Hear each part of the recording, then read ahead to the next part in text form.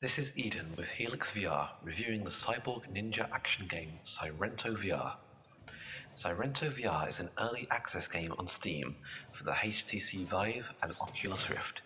It is being created by indie developers Mixed Realms and has been getting a lot of positive reviews recently. At the moment they are not included, but the story mode, arcade mode and multiplayer mode have been promised. One of the most talked about features is the movement system and how it works with combat. There are many options including a dash teleport, a jump, a slide, bouncing off walls and even a wall run. You can also slow down time and adjust your path mid-jump. You can combine these moves in various ways to move around the level and take out enemies.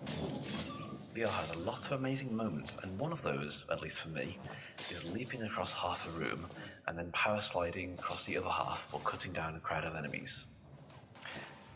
You can both spend skill points to increase certain skills, as well as use item mods known as relics to change your playstyle. Some of the standard increase your HP or stamina, whereas some will give you access to new options such as longer slides or change the wall run into a wall hang. Collecting relics and playing with different options helps to keep this game fresh. In any VR game, an important factor is to the degree it causes motion sickness. While looking at how the game plays, you would expect Sairento VR to be particularly bad for it. I can say that it is not. By default, it blurs with perfect timing to avert the worst of it. This can be disabled if you wish, but is barely noticeable while playing. While there may be twinges of motion sickness every now and then, I believe most people will be fine. If, however, you are particularly prone to motion sickness, you can disable jumping and changing it to a teleport. However, I have personally found that this completely changed the gameplay, as you can see in the video at the moment, increasing reliance on projectile weapons and removing a lot of the fun, to be honest. The game has quite a few choices for weapons.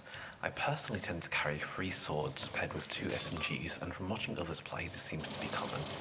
That said, there are alternatives.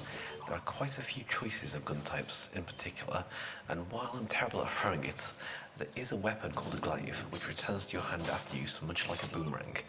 You can get some fun trick shots with it. The game is early access, and one thing that means is that they haven't smoothed out all of the issues yet. To be fair to the developers, I have actually noticed bugs, reported them, and seen some of them disappear in the time since I bought the game. Most of the bugs I've come across have been glitching into areas where I shouldn't be able to get into, sometimes not being able to teleport out without actually physically moving. It has happened rarely enough that I'm not too concerned about it, but they will need to be fixed in the long run. A complaint I've seen about the game is the amount of content you get for the price, and I admit I was concerned about this when I bought the game too. There are only 3 enemy types, not too many levels, and there really isn't too much difference between surviving for a certain amount of time or a certain amount of waves. After playing the game, I feel that while it is currently light on content, you do get your money's worth. The core gameplay itself is good enough that dropping in for half an hour a day does not get boring, and the relic system and the weapon variety help keep it interesting. That said, they have promised a price increase soon, as well as an increase in content. The game was approximately $20 when I bought it in the Steam sale, and it's currently $25, but will increase to $30 and then $35 later. It remains to be seen if they follow up on their promises on content and if it will be worth those $35, but I am optimistic. I'm certainly happy that it was worth the current price. In conclusion, I recommend purchasing Sairento VR while it's still at the current price of $25. It really captures the feeling of being something more than a regular human, and would actually be a good example for any future superhero VR games to look at. There's also enough variety and customization to keep it interesting for a long time. The only people I would not recommend it to are those who are extremely prone to motion sickness, and even then I would suggest to give it a try and refund it if they cannot enjoy it without removing the jumping feature. That's all for now. This was Eden from Helixx VR. If you enjoyed this review and want to see more, please remember to like and subscribe. Thanks, bye.